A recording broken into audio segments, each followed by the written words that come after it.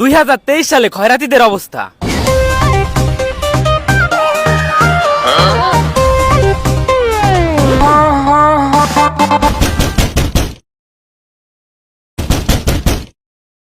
ভাই 10টা টাকা দান করেন, সকাল থেকে না খাওয়া, আল্লাহ আপনাদের ভালো করবে। আবার ঘরে চলে আসছে, ওর কি প্রতিদিন আসে লাগে? এই তুই যা তো, ওকে 10 টাকা দিয়ে আসবি আর বলে আসবি ও যেন প্রতিদিন না আসে। ঠিক আছে, যাচ্ছি।